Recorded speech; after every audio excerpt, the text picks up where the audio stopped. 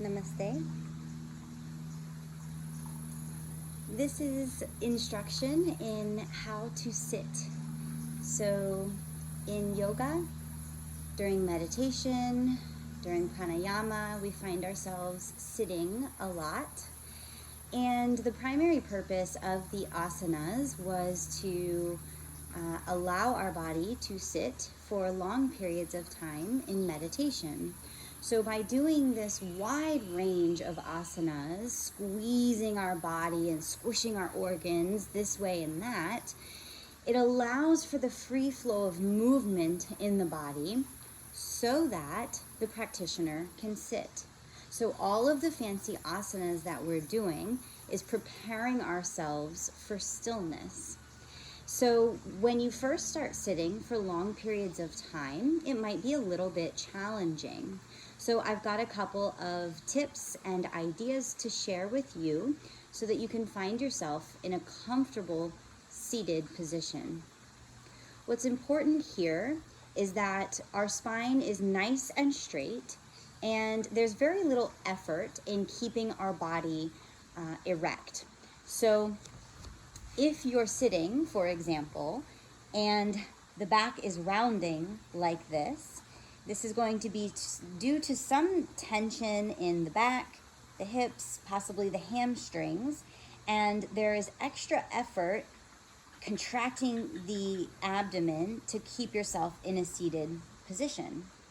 So in order to get the spine straight, you can sit on a block,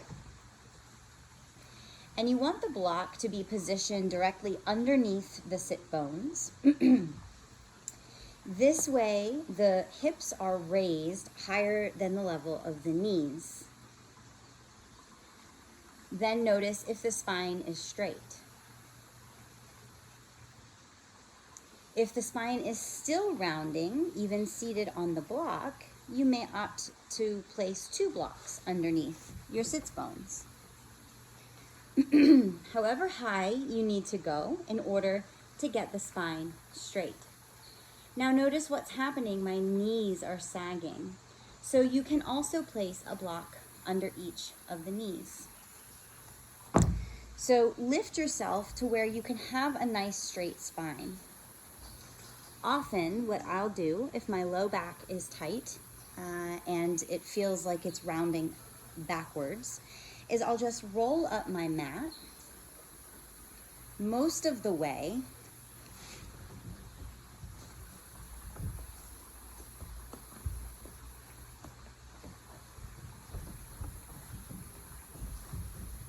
and that gives for a nice little ledge.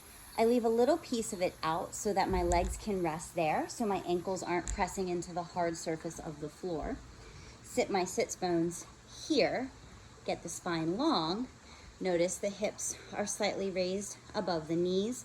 My knees are resting firmly on the mat, but many people's knees, hips will not allow the knees to rest on the mat. So if that's the case, then,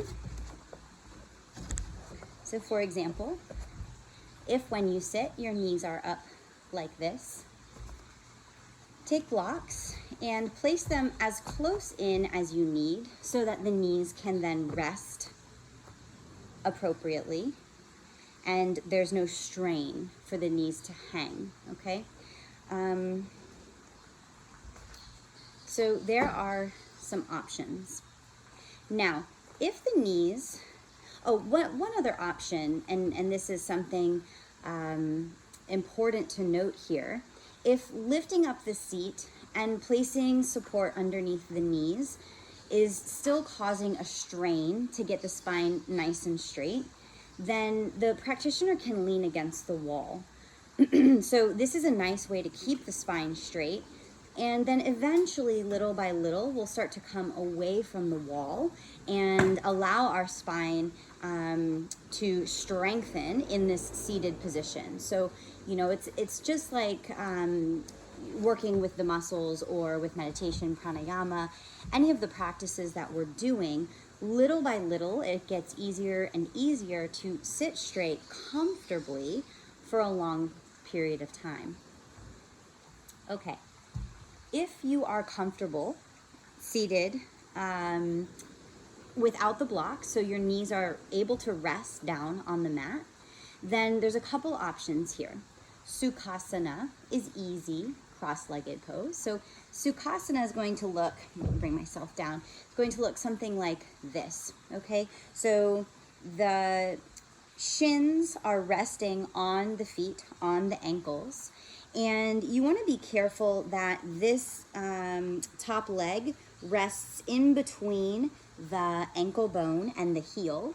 So right here is sort of that sweet spot, because if you're resting on the ankle bone, it can push pressure into the mat and cause discomfort and distract you from your pranayama or your meditation. So Sukhasana, easy pose, okay?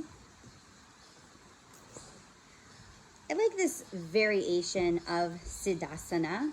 Siddhasana traditionally would have the heel right in the root of the body, so right in the perineum area for a man, okay? And then the other foot, so the right foot is placed in front, all right? So this is actually how I meditate. So my sits bones are sitting on my mat here, on the ledge of the mat, okay? My left heel is underneath the root of my body, and my right heel is resting in front. This is nice because my hips are raised, so that decreases the numbness and the tingling and falling asleep. My knees are a little bit lower. My spine is nice and straight, and my arms can rest on my knees a little bit away from the torso, allowing the fullness of the breath, okay? Now, this is one option. Sitting in lotus is an option, although Guruji Swami Rama does not recommend sitting in lotus for meditation. It's a lot of constriction, so you can try it and see how it feels for you. If you're going to sit in lotus when sitting for a long period of time, then you will want to be sitting firmly on the mat, and to get your legs safely into lotus, you always start with the right first. Right knee presses down into the mat, okay? And keep that knee down as you bring the foot up. Now, a lot of people will enter lotus like this, okay? You want to be careful with the knee here, okay? Because the knee is meant to bend like this, not like this. So when entering lotus, you'll want to first bend the knee in tight, then bring it down to the mat, and then the foot up into lotus. Here's half lotus, okay? Full lotus, same thing, okay? Bend the knee, bring it down to the mat, foot up into the crease of the opposite leg. Now, you want to get your foot pretty high here so that the heel is just inside the hip bone, okay? Same thing with the left side. So right knee is grounded.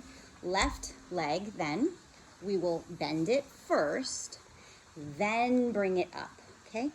Left knee grounded to the mat as well. And now you have lotus. Okay.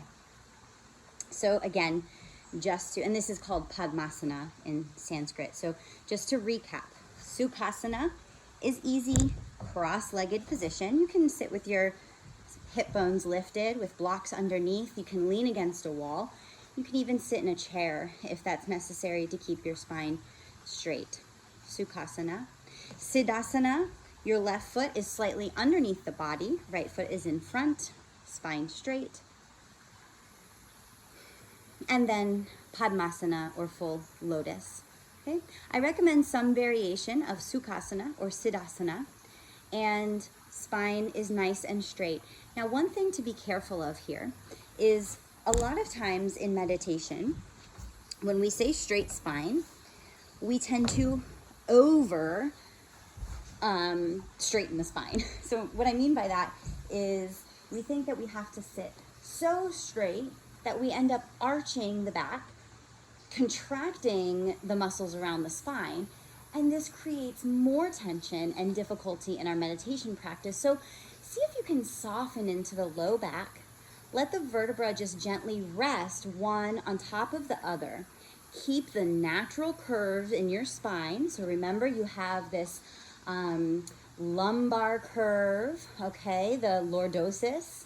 You have a slight kyphosis in the thoracic spine, so the bend that goes backward, and then another gentle lordosis in the neck, okay? So the neck is long and the chin is slightly tucked to help maintain the natural curvature of the spine. Now, practice each one of these and find your best sitting position. Check in with us if you have any questions. Namaste.